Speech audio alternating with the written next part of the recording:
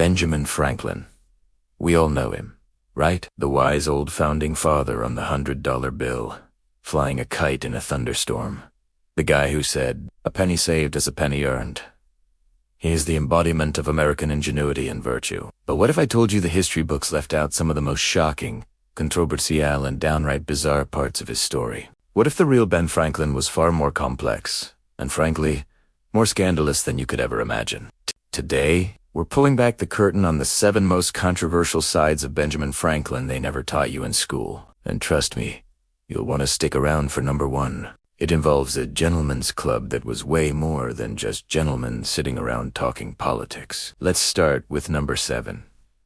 Franklin, the runaway.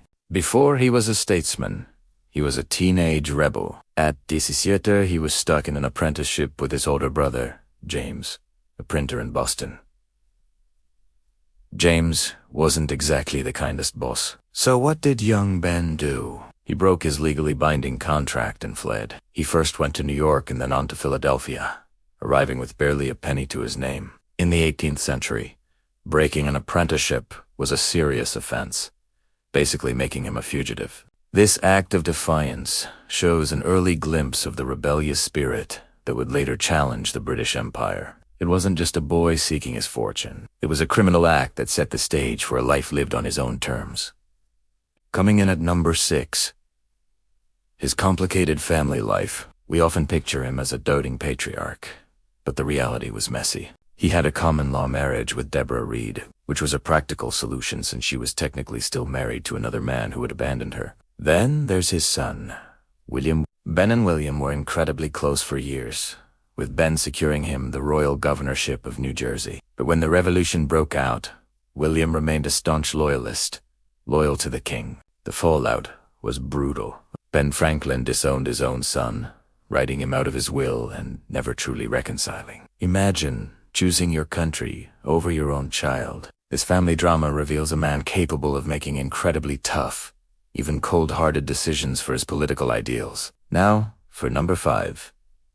Franklin, the ultimate social climber. Franklin wasn't born into the elite. He was the son of a candle maker. Every move he made was a calculated step up the social ladder. He created the Junto, a club for mutual improvement, which was also a brilliant networking group that helped him build influence and wealth. He mastered the art of public relations, long before it was even a term, carefully crafting his image as a humble, wise philosopher. He'd walk through the streets of Philadelphia with a loaf of bread under his arm to appear folksy, even when he was one of the city's richest men. His genius wasn't just in science or politics.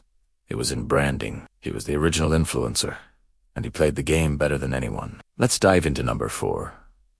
Franklin, the slave owner. This is a tough one to square with the man who championed liberty. For most of his life, Benjamin Franklin owned enslaved people. He advertised the sale of enslaved individuals in his newspaper, the Pennsylvania Gazette, and had them working in his own home and shop. It's a jarring hypocrisy. However, his views did evolve. Late in his life, he became a vocal abolitionist, serving as president of the Pennsylvania Abolition Society. He even petitioned Congress to end slavery just a year before he died. But this late-life conversion doesn't erase the decades he spent participating in and profiting from the institution he would later condemn. It's a dark and complex part of his legacy that we can't ignore. We're getting closer to the top. At number 3, his infamous advice to a young man on the choice of a mistress. Yes, you heard that right. In a letter, Franklin gave some very pragmatic and very shocking advice. He argued that if a young man couldn't control his urges and get married, he should choose an older mistress over a younger one.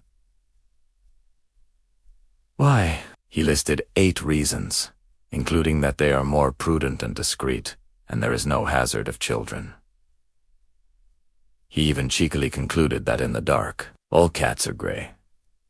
This wasn't some private joke. It was a candid, and to us, scandalous look at 18th century attitudes towards relationships and pleasure. It shows a side of Franklin that was earthy, pragmatic, and far from the puritanical figure some imagine. All right, number 2 is a wild one. The Craven Street Bones. In 1998, renovators were working on a London house where Franklin lived for nearly 20 years. What did they find under the floorboards in the basement? Skeletons. Skeletons. Over 1,200 pieces of human and animal bone, dating back to Franklin's time there. The remains were from at least 10 individuals, including several children. So, was Ben Franklin secretly a serial killer? The truth is probably less sinister, but still fascinating. The house was also home to his young friend, William Hewson, a pioneering anatomist. The bones were likely from an illicit, secret anatomy school. Dissecting human bodies was illegal then, so they were operating in secret, right under the nose of one of the most famous men in the world. Did Franklin know? It's almost certain he did. And now, for the #1 most controversial side of Benjamin Franklin. Before we reveal it, if you're enjoying this deep dive into the hidden corners of history, make sure you hit that subscribe button and ring the bell so you won't miss our next video. Okay, here it is. The Hellfire Club. While in England, Franklin was a known associate and guest of Sir Francis, the founder of a notorious secret society officially called the Friars of St. Francis of Wickham, but better known to history as the Hellfire Club. This wasn't just a political group. They met in caves and a restored abbey, allegedly engaging in mock religious ceremonies, pagan rituals, and wild parties with female nuns. Rumors swirled about debauchery and sacrilegious rites. While Franklin's exact level of involvement is debated by historians, his close friendship with Dashwood and his documented visits put him right at the center of this scandal. The man who wrote Early to Bed, Early to Rise was also hanging out with an elite secret society infamous for its hedonism. So, from a teenage runaway to a slave owner, a social climber, a disloyal father, and an associate of a scandalous secret society, the real Benjamin Franklin is a figure of immense contradiction. He was a genius, a patriot, and a visionary, but he was also a flawed, ambitious, and at times, a ruthless human being. And isn't that far more interesting than the one-dimensional character from our textbooks? Understanding his complexities doesn't diminish his achievements. It makes them even more remarkable. What do you think is the most shocking part of his story? Let me know in the comments below. Thanks for watching his story. We'll see you in the next one.